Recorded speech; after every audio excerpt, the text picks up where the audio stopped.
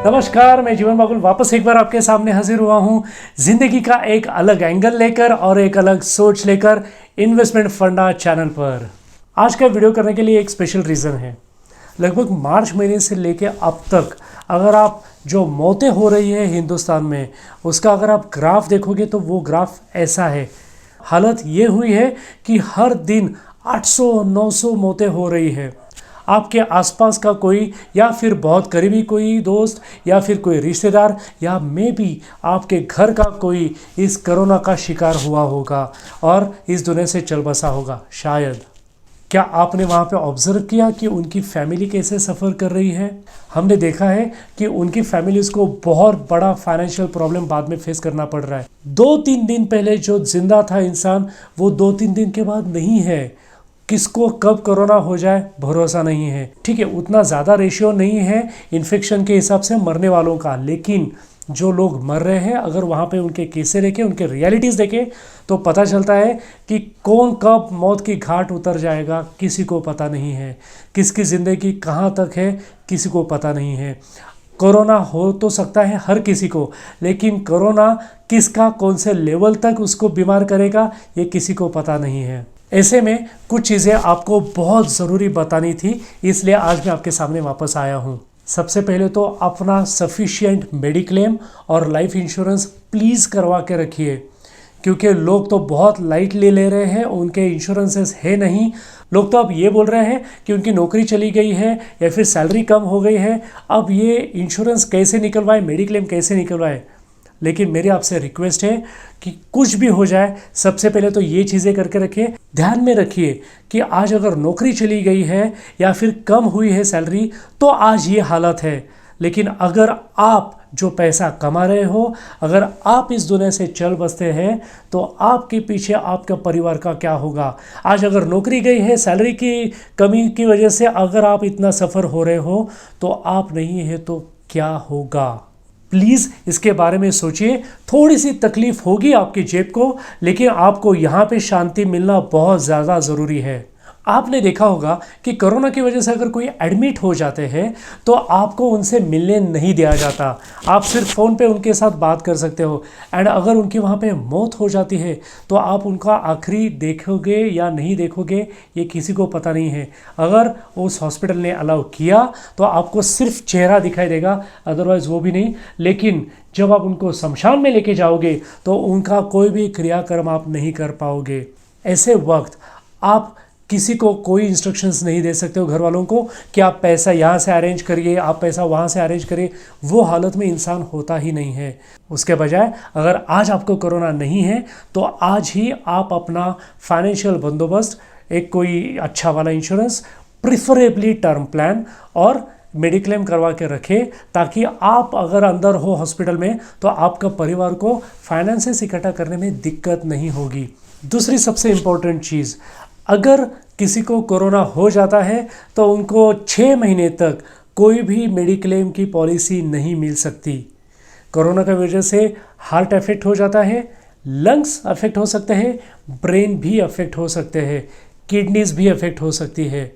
अब इसका इफेक्ट कहाँ तक क्या हुआ है ये देखने के लिए 6 महीने का पीरियड कंपनीज ने रखा हुआ है। उसके हिसाब से बाद में ही उसके बाद आप एप्लीकेशन कर सकते हो और तब जाके कंपनी डिसाइड करेगी कि क्या आपको इंश्योरेंस पॉलिसी देनी है, मेडिक्लेम पॉलिसी देनी है या नहीं। यानी वो भी मिलेगी कि नहीं पता नहीं है, वो कंपनी के हाथ में है। तो क्यों इतनी रिस्क ले रहे हैं हम लोग? क्यों ना अभी अगर कोरोना नहीं है तो अभी पॉलिसी ले ले। थोड़ा सा प्रॉब्लम आएगा जेब में, लेकिन दिमाग की शांति रहेगी और हमारे बाद हमारे परिवार को शांति रहेगी। कई लोग तो ऐसे भी बोलते हैं कि भाई अगर मुझे कुछ हो गया तो कोई प्रॉब्लम नहीं है, मेरी बीवी कमा रही है। एक बात बताइए, आज आप एक लेवल का इनकम आप कमा रहे हो, क्या आपकी वाइफ सेम लेवल का इनकम कमा रही है? अगर हाँ, वेरी गुड। अगर नहीं तो ज़रा सा सोचिए, आपके बाद आपकी वाइफ को सेम लेवल का इनकम इमीडिएटली मिलेगा? नहीं मिलेगा। आज लोनावला में अगर ट्रेन जा रही है ऊपर तो उसको 2 इंजन लगते हैं, 2 इंजन ऊपर लेके जाने के लिए। इमेजिन करिए, एक इंजन अगर निकाल दिया जाएगा तो क्या वो ट्रेन ऊपर ठीक से जा पाएगी? क्या पहले इंजन पे लोड नहीं आएगा? सेम उसी तरीके से अगर आप दोनों कमा रहे हो, अगर दोनों में से एक कोई इस दुनिया से चल बसेगा तो क्या दूसरे इंजन पे यानी दूसरी कमाने वाले व्यक्ति पे लोड नहीं आएगा? क्या उनको ये सवाल नहीं आएगा दिमाग में कि अब घर देखें, बच्चों का देखें, पेरेंट्स का देखें, या अपना करियर देखें, अपनी नौकरी देखें, या अपना बिजनेस देखें, क्या क्या देखें?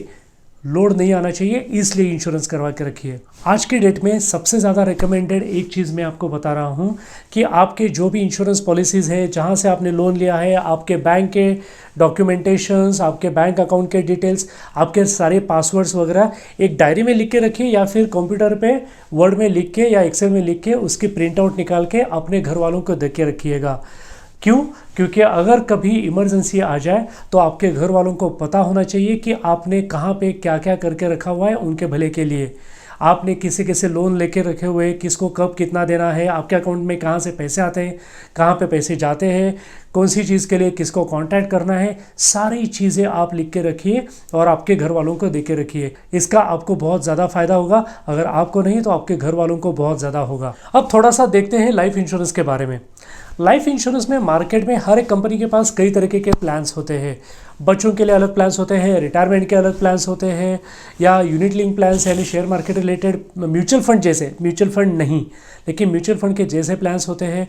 कुछ हेल्थ इंश्योरेंस जैसे प्लान्स होते हैं। मेडिक्लेम नहीं, मेडिक्लेम अलग है, और हेल्थ इंश्योरेंस जो लाइफ इंश्योरेंस कंपनीज बेचती है वो अलग है, उसके टर्म्स एंड कंडीशंस दोनों के अलग होते हैं। तो वो हेल्थ इंश्योरेंस के प्लान्स हैं।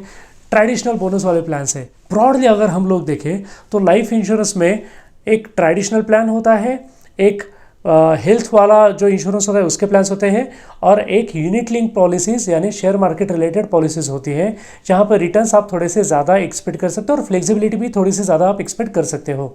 मेरे एक वीडियो में मैंने स्पेसिफिकली इस लाइफ इंश्योरेंस के बारे में बात की है, मैं यहाँ पे लिंक आपको ऊपर दे रहा हूँ। ये वीडियो होने के बाद आप उस लिंक को देख सकते हैं। जनरली लाइफ इंश्योरेंस होता क्या है? लाइफ इंश्योरेंस ये एक ऐसी पॉलिसी होती है, ये एक ऐसा प्रॉमिस होता है कि जहाँ पे आपको अनप्रेडिक्टेड और अनएक्सपेक्टेड इवेंट ऑफ डेथ में पैसा मिलेगा। अगर डेथ नहीं होती है तो उस प्लान के मैच्योरिटी के बाद आपको पैसा मिलेगा। अगर प्योर लाइफ इंश्योरेंस की बात करें तो वो होता है टर्म प्लान। अब हर एक व्यक्ति के लिए अलग अलग नीड्स हो सकते हैं, तो हर एक व्यक्ति के लिए अलग अलग टाइप का प्लान दिया जा सकता है। अगर आपकी नीड ऐसी है कि आपको हर 3-4 साल के बाद, हर 4-5 साल के बाद आपको थोड़ा थोड़ा पैसा चाहिए जिससे आप घर में कुछ नया ले सकते हो, तो जो ट्रेडिशनल प्लान्स है, कैशबैक या मनी बैक जैसी पॉलिसी जो होती है वो आपको काम आ सकती है। अगर आप चाहते हैं कि आपको कवर तो ठीक है लिमिटेड मिले, लेकिन आपको शेयर मार्केट की फ्लेक्सिबिलिटी और जो फ्लरिशिंग शेयर मार्केट है उसका भी बेनिफिट मिले, तो उसके लिए आप यूनिट लिंक प्लान ले सकते हैं। अगर आपको चाहिए कि आपको बड़ा कवर चाहिए कम पैसे में, तो आप एक टर्म प्लान ले सकते हैं।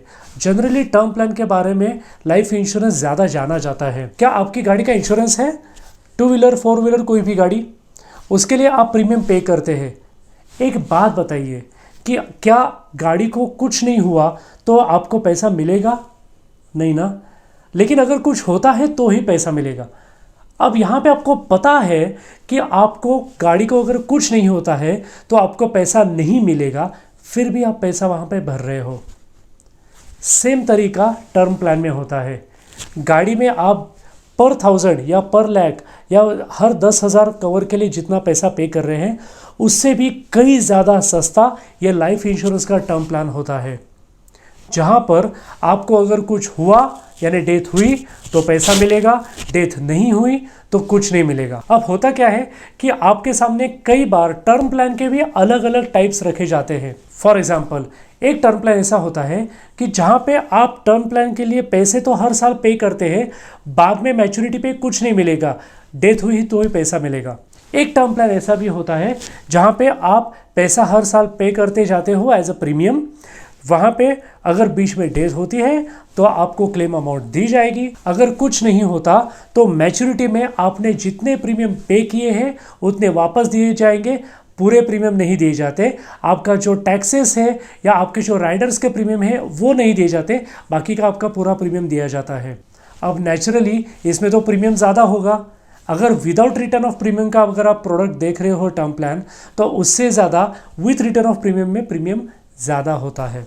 टर्म प्लान में भी कई सारे राइडर्स यानी कई सारे ऑप्शंस आप डाल सकते हो, एक्स्ट्रा पे करना पड़ेगा उनके लिए। कई बार कुछ ऑप्शंस इनबिल्ट होते हैं, कई बार हमें सुनने में आता है कि यार ये कंपनी का प्लान का जो टर्म प्लान का प्रीमियम है वो बहुत कम है, ये कंपनी का बहुत ज़्यादा लग रहा है, ये कंपनी का ऐसा है, उस कंपनी का वैसा है, ऐसी चीज़ें सुनाई देती है।